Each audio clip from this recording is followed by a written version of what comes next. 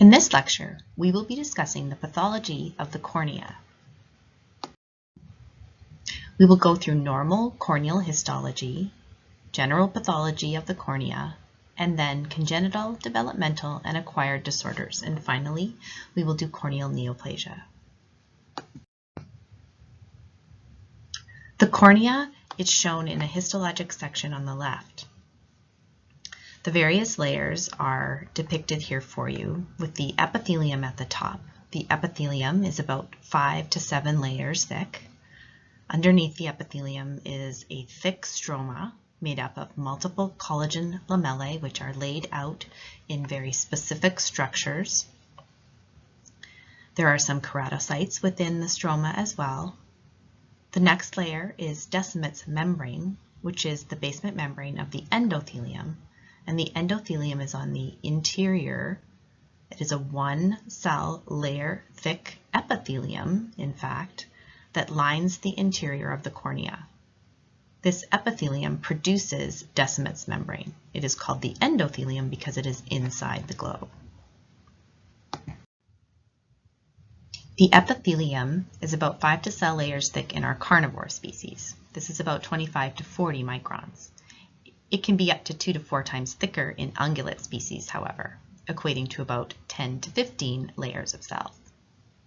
The epithelium is made up of a single layer of basal columnar cells. These can be seen along the bottom aspect as these lighter staining cells. These differentiate into polyhedral wing cells, and there are about 2 to 4 layers of these. And then anteriorly, we have about 2 to 3 layers of non-keratinized squamous epithelial cells. As I said, the cells differentiate from the basal cells upward and eventually are released at the surface of the epithelium as the cells are turned over. There is also a small PAS positive basement membrane below the basal cells.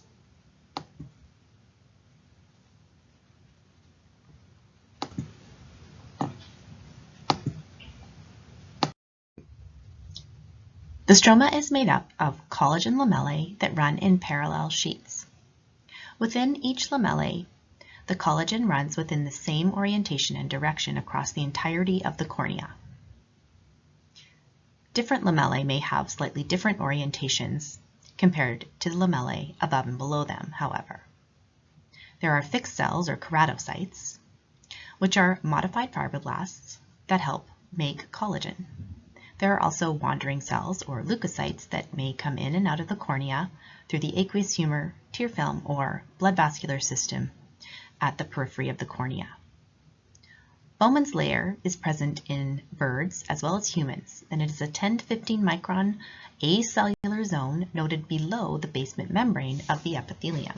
This is not prominent in most of our veterinary species, however.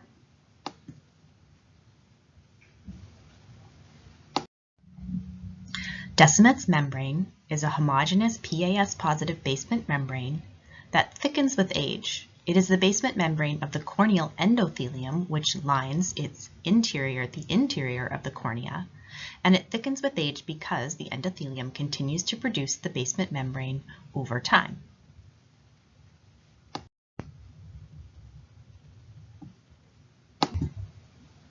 Young animals often have a larger amount of endothelial cells, which are smaller and more compacted together. And as animals age, the endothelial cells decrease in number and they become more large and widely spread out. The endothelial cells are polyhedral in nature, and this study shows the differences between different ages of animal. As the animal gets older, the number of endothelial cells continues to decrease with time, and eventually the cornea may decompensate and there may be an inability to pump aqueous humor out of the cornea due to the reduced number of endothelial cells, leading to corneal edema. In general, the epithelium may develop hyperplasia, keratinization, pigmentation, or ulceration. The stroma may develop edema, inflammation, vascularization, lipid infiltration, mineralization, as well as scarring and fibrosis. Descemet's membrane can develop breaks if it is stretched, either by contusive injuries or increased intraocular pressure. And the endothelium can develop degeneration as well as inflammation. There's different terminology that we use to describe epithelial pathology. Epidermalization or epidermal metaplasia implies that the corneal epithelium is undergoing a skin-like change. It is a response to chronic irritation that can come from many sources such as drying out or mechanical irritation, and it results in hyperplasia, dysplasia, keratinization, and pigmentation of the cornea, typically things we see in skin. Hyperplasia is thickening of the epithelium. Dysplasia means disorganization, and often the result is reedy peg formation, which are these small infoldings that you see at the base of the epithelium in the lower slide. Keratinization occurs on the surface of the epithelial cells, where the squamous epithelial cells develop a deep pink staining. And pigmentation happens most often in the basal epithelium and in the anterior stroma, where we get melanocyte hyperplasia and hypertrophy. These are shown by the arrows in the upper slide.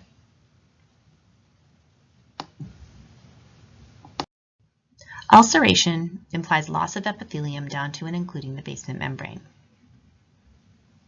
Sectioning artifact can sometimes result in a lack of epithelium over the stroma in certain areas.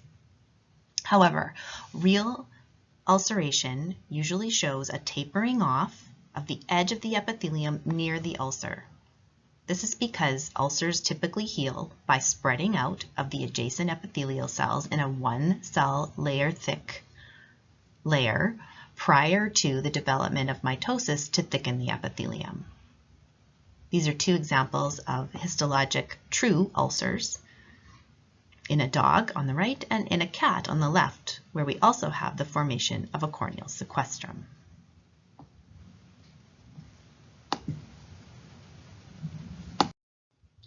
Corneal edema develops from one of three mechanisms. The first is corneal ulceration. The loss of the epithelium will allow access of tear film into the stroma and result in focal corneal edema. A second is endothelial dysfunction, in which the endothelial cells no longer are able to pump fluid out of the cornea, resulting in aqueous humor entering into the stroma. And the third is vascularization. New blood vessels growing into the cornea lack tight junctions and therefore are leaky, and therefore plasma will leak out of the vessels into the adjacent stroma, causing edema. A normal photo of a corneal stroma is up in the upper right-hand portion of the slide. Note the separations between the different lamellae depicted by the white clear areas. This is actually an artifact, and these areas of separation disappear when corneal edema is present. An example of histologic corneal edema is shown in the picture at the bottom of the screen. Note the soft pink staining of the entire stroma, lacking these spaces between lamellae. Another word for this is felting, in that the stroma looks soft and felted. Additionally, the stroma will become less pink and more pale staining. And edema is often more prominent in the posterior stroma, where there is more keratin sulfate. And this is because keratin sulfate is more hydrophilic and therefore will grab the water more readily.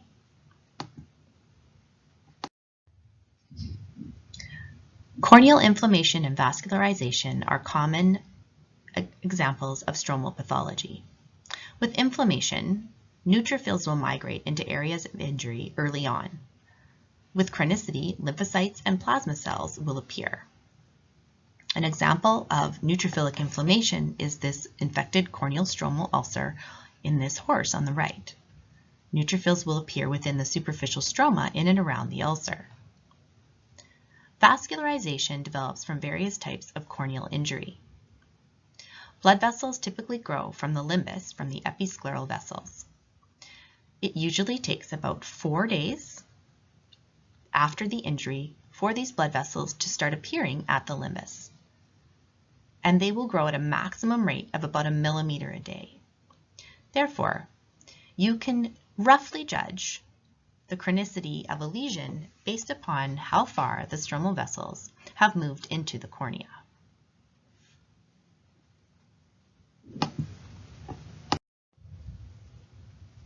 This slide depicts multiple aspects of corneal stromal pathology. This is a slide of a cornea adjacent to a melting corneal ulcer. Stromal edema is evident with loss of the artifactual separation of the collagen lamellae and felted appearance of especially the anterior stroma in this case.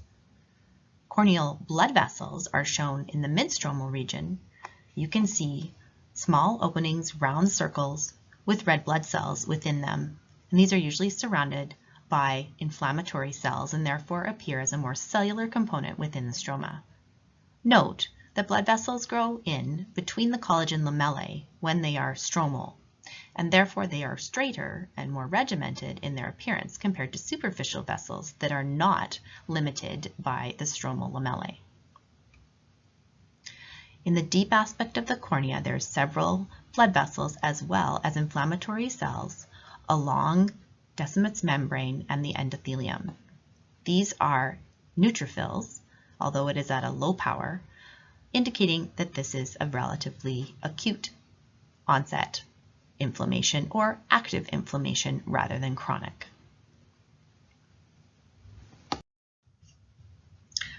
Corneal stroma can also develop lipid, mineral, and scarring. Lipid infiltration can occur from a previous keratitis or a serum lipid abnormality in which the lipid gains access to the cornea through blood vessels. It can happen with corneal dystrophy or an inherited form of disease. And clinically, it looks like crystalline opacities within the cornea, while histologically, it looks like open clefts. There's a picture of lipid infiltration in the upper right, and you can see these open white clefts that have a crystal-like structure. This is typical of lipid infiltration. Mineralization can develop for various reasons, including desiccation of the cornea, inflammation, and even hypercalcemia. Mineralization looks different histologically in that it has dense basophilic deposits that develop within the stroma. Scarring happens after corneal injury, especially after ulceration that has affected the stroma. Stromal repair occurs by fibroplasia, and the collagen that is laid down in the healing of a stromal wound is not as regimented as the normal collagen lamellae are, and therefore there is light scatter in that spot. The cornea is also usually thinner, and the collagen is often condensed and disorganized looking histologically. Breaks in Descemet's membrane occur when there is an intraocular pressure elevation. This may occur because of glaucoma or sometimes even contusive injury to the cornea. Clinically, we call these stria, and they appear as little white lines running through the cornea, almost like train tracks. Histologically, we can see a clean break in Descemet's membrane, and an example is in the upper right-hand slide. Sometimes the edges of Descemet's membrane will scroll or curl, and this is more common when we have a rupture in the cornea, either from a traumatic penetrating wound, a corneal incision, or the rupture of a corneal ulcer. Eventually, the endothelial cells along Descemet's membrane will span the gap and start to secrete a new basement membrane. Large gaps can become filled with metaplasia of the endothelial cells and keratocytes. This can be called a retrocorneal membrane and is sometimes called reduplication. New cells will begin to develop another basement membrane, and this may be quite disorganized, as you can see in this picture, in almost multiple lamellae of Descemet's material.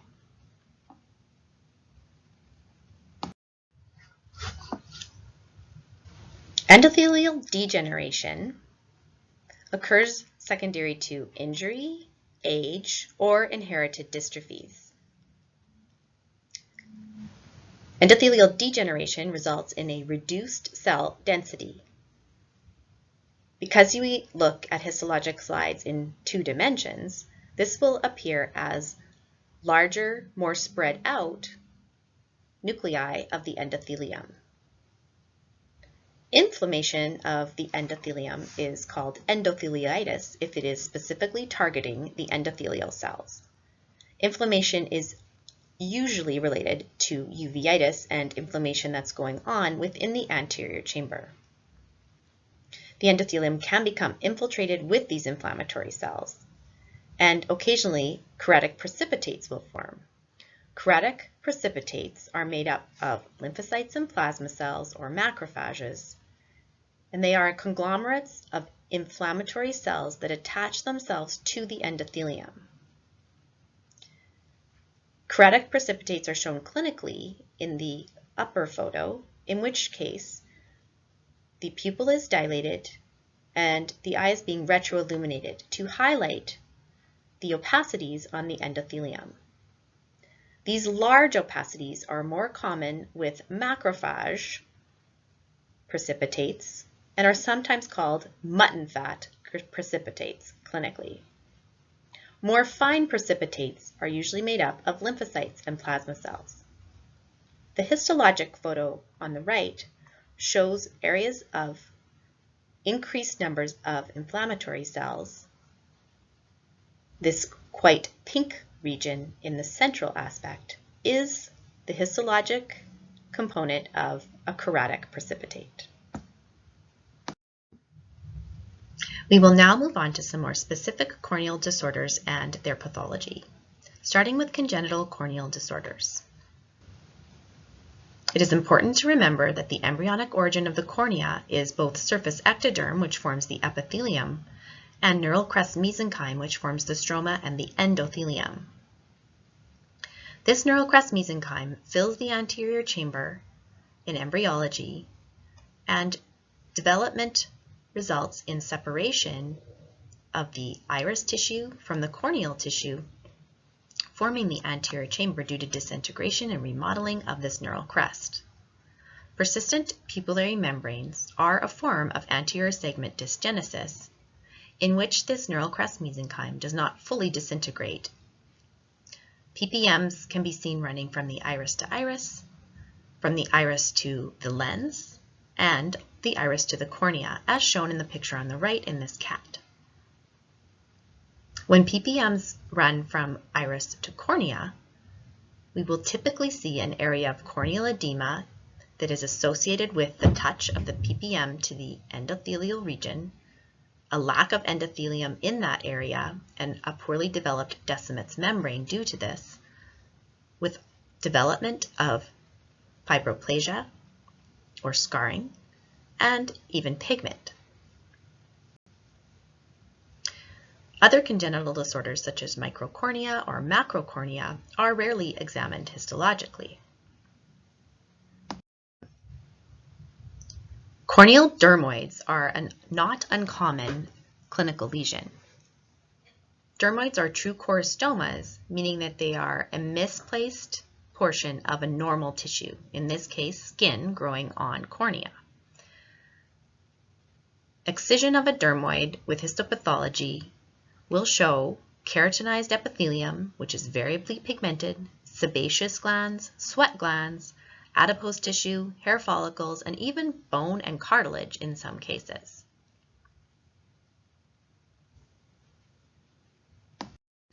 Corneal stromal dystrophies clinically appear as circular to oval, usually bilateral areas of crystalline corneal opacity.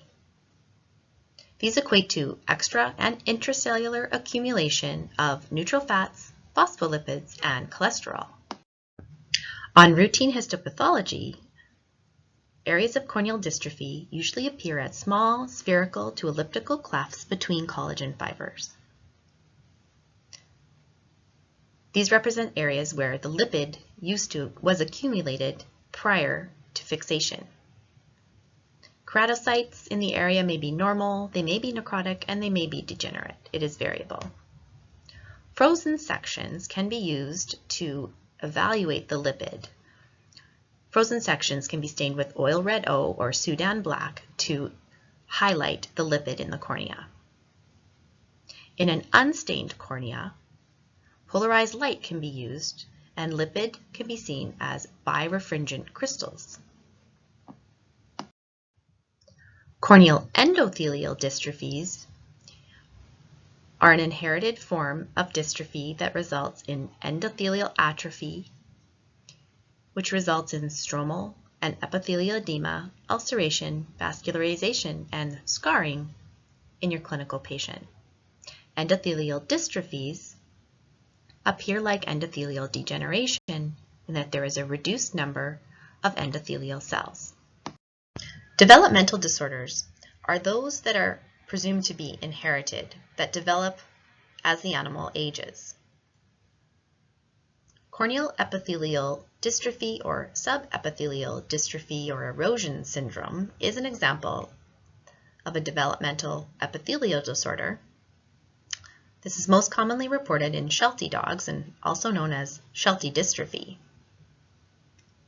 Dogs develop small erosions, often pinpoint, with crystalline corneal opacities around them. Occasionally, vascularization and scarring can also develop. These areas represent dyskeratotic and degenerated corneal epithelium with lipid deposition surrounding them. Chronic superficial keratitis or PANIS is another developmental corneal disorder. It is rarely evaluated on histopathology, however. Clinically, this occurs in generally large breed dogs, often German Shepherds or German Shepherd crosses, and we see pigmentation, vascularization, granulation tissue formation, and crystalline corneal degeneration developing often from the lateral limbus and progressing across the cornea. Histologically, this appears as fibrovascular tissue that infiltrates between an intact epithelium and the basement membrane. In addition, secondary edema and pigmentation can occur, as well as lymphocyte and plasma cell infiltration. This is a biopsy sample from a PANIS lesion. Note the thickening and irregularity of the corneal epithelium, faint pigmentation along the basal aspect of the epithelium, and this thickening of fibrovascular tissue at the basal aspect of the epithelial tissue itself. In addition, there is some areas of clefts that may be lipid infiltration, and there's corneal edema. Lymphocytes and plasma cells are spread throughout. Storage diseases are developmental conditions that can have clinical signs within the cornea. Specifically for the cornea, GM1 gangliosidosis and mucopolysaccharidosis 1 and 6 can cause corneal opacity. In general, storage diseases occur because of a deficiency in an enzyme that leads to the accumulation of the enzyme substrate. This is best seen on ultramicroscopy, in which there is vacuolation of keratocytes and granular material among the collagen fibrils. The most common acquired corneal disorders are ulcerative keratitis. In ulcerative keratitis in general, we lose the epithelium, we develop stromal edema, we develop neutrophil infiltration from the tear film, and vascularization depending on the chronicity of the lesion. We typically categorize corneal ulcers clinically as simple, complex, or indolent. Simple ulcers are superficial, acute, and uncomplicated, whereas complex ulcers are those that become deep or melting and are often infected. And indolent ulcers are superficial, chronic, and they're non-healing with a characteristic non-adherent lip of epithelium that surrounds them. Complex corneal ulceration is the type that will be seen most commonly on histopathology. So these are usually deep, involving the stroma. They are often infected and therefore have a large amount of neutrophil infiltration, especially early on in disease. In addition, collagenolisis and keratomalacia will occur, leading to loss of stroma. Histologically, collagenolisis will appear as a loss of collagen stroma. In addition, there is often surrounding areas of thickened stroma due to a massive infiltration of neutrophils and degeneration of the collagen lamellae. Corneal perforating injuries are another form of complex corneal ulceration. These may occur from a traumatic perforation or from the progression of a deep corneal ulcer. When Descemet's membrane becomes perforated in this way, it often curls away from the corneal region. Additionally, the iris will float forward and become stuck into the corneal lesion and seal it. This is an anterior synechia. This will result in flattening of the anterior chamber. The iris can actually become incorporated into this lesion, and with time, fibrosis and healing of the cornea can occur, resulting in a staphyloma. This is a histopathology section of a perforated corneal ulcer with iris prolapse and anterior synechia. The large amount of pink amorphous material represents fibrin.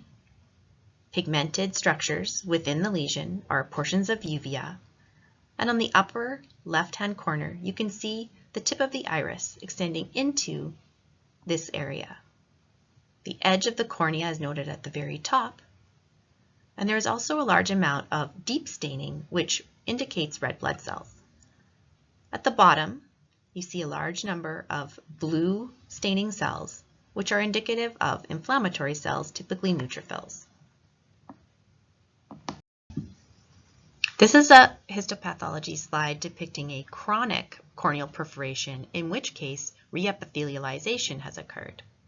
Note at the top of the slide, corneal stroma is present with pigmentation in the central region. This actually represents uveal tissue or iris tissue that's become incorporated into the anterior aspect of that corneal stroma. At the very anterior component, you see the thickened epithelium, and if you follow it along, you note that it develops and runs all the way across this hole in the cornea to the other side, in which we have another component of cornea and iris.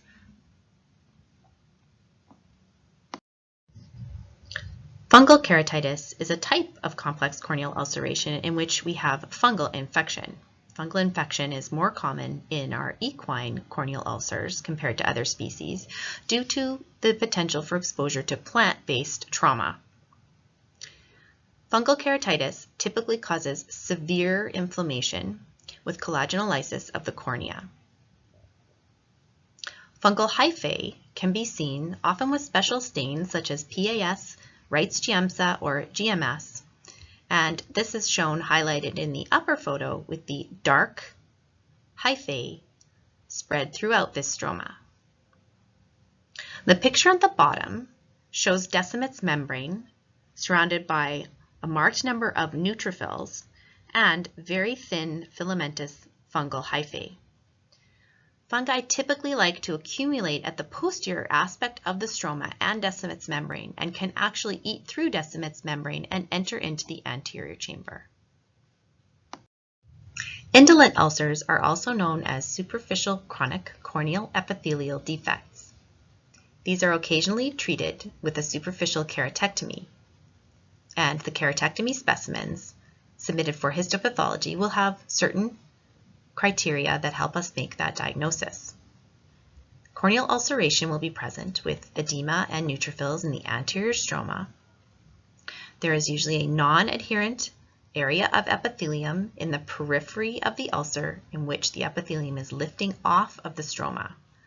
The stroma may have a clear acellular band in its superficial aspect, and sometimes abnormal basement membrane material may be seen at the superficial aspect of that stroma.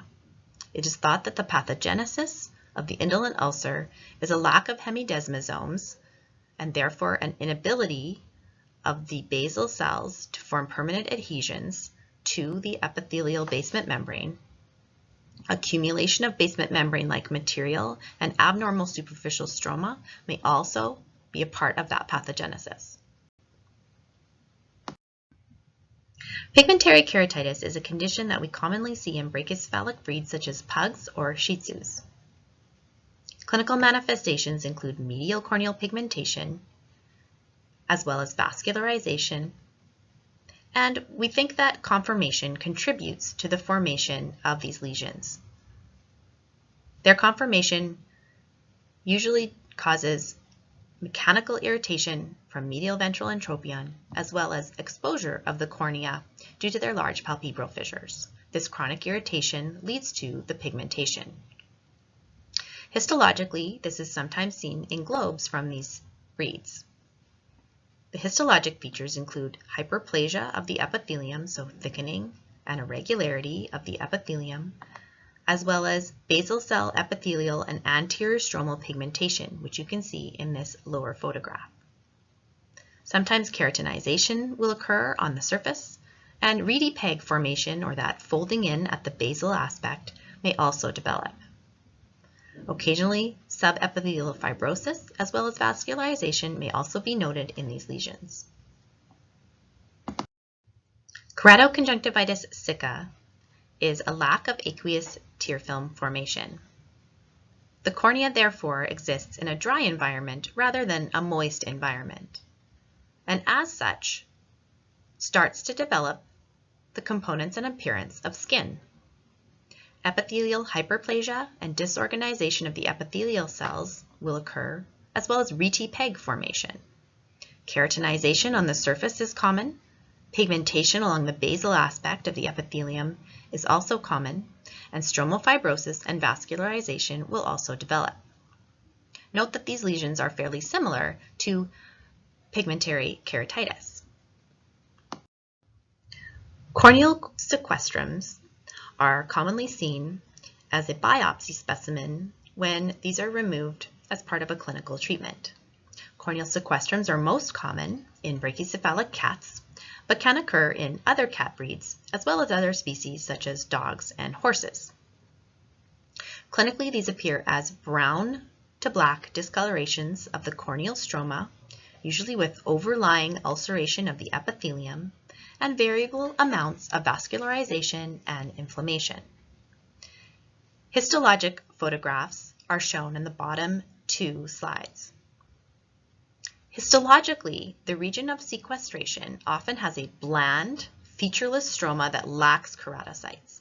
Essentially, this is a region of dead stroma, and therefore keratocytes are no longer present, and the stroma takes on a hyalinized look, often an amber discoloration. This is, however, not as dominant as the brown discoloration that is seen clinically. Usually, along the base of the sequestrum and the edges, inflammatory cells can be seen. This is shown in the low power view in the bottom picture, where there are large areas of blue cells at the edge of the corneal lesion. Sometimes bacterial components can also be noted in these areas. Again, because these are usually ulcerated, the epithelium is usually absent in the region of the sequestrum, and vascularization may occur at the edges and underneath the region of the sequestrum. Corneal degeneration is a nonspecific condition that occurs following various types of corneal injury or inflammation. Corneal degeneration may include lipid and mineral deposition, as well as corneal vascularization and scarring. Lipid infiltration in the stroma appears as empty clefts with a crystalline-like shape between the collagen lamellae. Mineral appears as densely staining concretions in and around the collagen lamellae. Mineral can be stained with von Casa stain to enhance its appearance. Corneal inclusion cysts are benign masses that develop on the cornea, usually around the limbus, and they occur when epithelial cells have been somehow displaced into the corneal stroma. These epithelial cells continue to make keratin, and this keratin debris will build up over time, causing the mass. When these are evaluated on histopathology, we usually see an epithelial line space that contains this keratin debris, as shown on the right-hand slide. Eosinophilic or proliferative keratoconjunctivitis is an inflammatory condition of the conjunctiva and cornea that is most often diagnosed in cats. This condition has, however, also been reported in rabbits as well as horses. Clinically, proliferative white-pink lesions of granulation tissue and eosinophilic plaques may be seen growing into the cornea from the nasal or the temporal limbus. If the conjunctiva is involved, it also appears inflamed and often thickened, hence the proliferative terminology. Histologically, biopsies from these lesions will include a mixed inflammatory population of neutrophils, plasma cells, eosinophils, mast cells, and histiocytes. However, eosinophils will predominate as well as neutrophils. The photograph at the bottom of the slide depicts a corneal biopsy stained with Duffy's stain. This will stain the eosinophils bark red and mast cells blue. In a case report of eosinophilic keratoconjunctivitis in 2 rabbits, it was noted that the clinical manifestations included dacryocystitis, ocular discharge, blepharitis, conjunctivitis, and conjunctival and corneal plaque formation with corneal vascularization and cellular-stromal infiltrate. The role of dacryocystitis in these rabbits was unknown but suspected to contribute to the development of the eosinophilic keratoconjunctivitis.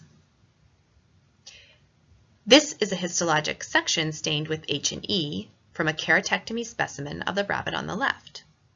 The asterisks depict the large numbers of plasma cells infiltrating the cornea, and the long arrows depict polymorphonuclear cells. Of note, in rabbits, heterophils and eosinophils will look similar on an H&E stain, and this study noted that use of a Luna stain may help differentiate eosinophils from heterophils. However, the study did not use a Luna stain in these rabbits. We will now move on to corneal neoplasia. Squamous cell carcinoma is probably the most common form of corneal neoplasia. This is especially more common in our cattle and horses compared to our small animal species. Corneal squamous cell carcinoma usually develops at the limbus, likely from conjunctival or limbal epithelial cells, but can gradually infiltrate into the central cornea and even into the orbit. Histologically, lesions are composed of large pink staining epithelial cells with intercellular bridges and abundant cytoplasm. There are also usually keratin pearls, which are conglomerations of keratin forming a circular lesion that looks like a pearl.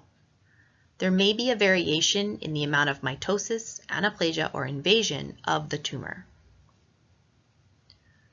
The term carcinoma in situ is applied when neoplastic cells are limited to the epithelium in that they have not yet crossed the basement membrane. Once the neoplastic cells cross the basement membrane into the underlying tissue, we call this invasive squamous cell carcinoma. The histologic picture on the right is an example of an invasive squamous cell carcinoma. You can note that the neoplastic cells are extending quite deep beyond the basement membrane of the epithelium, and there are a few keratin pearls in and throughout this biopsy sample. Possibly a very early stage of the squamous cell carcinoma is the keratin horn or plaque. Clinically, these look like small lesions at the limbus of dense white material, and these are made up of layers and layers of keratin. Keratin horns can be removed quite easily, but also can be self-limiting and self-resolving. It is possible that keratin horns or keratin plaques may go on to develop into carcinoma in situ and eventually squamous cell carcinoma.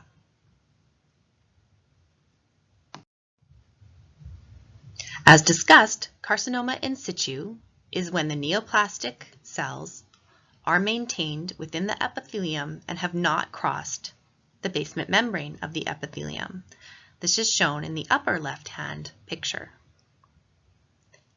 This is in comparison to the invasive squamous cell carcinoma, in which the neoplastic cells are extending beyond the basement membrane.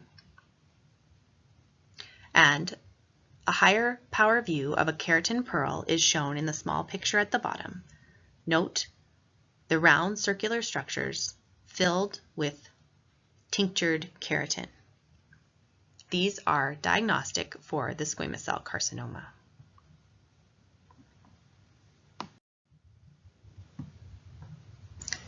In this lecture, we reviewed the normal corneal histology and talked about the general pathology that we see within the different aspects of the cornea. Congenital, developmental, and acquired disorders were then discussed in more specifics, and finally corneal neoplasia, of which we focused on squamous cell carcinoma.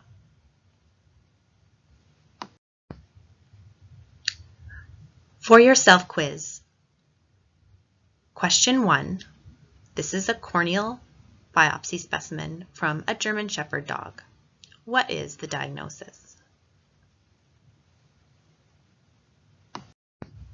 Question 2, this is a corneal biopsy from a Hereford cow.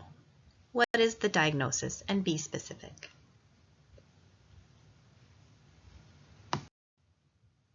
Question 3, what abnormalities are present in this histopathology slide?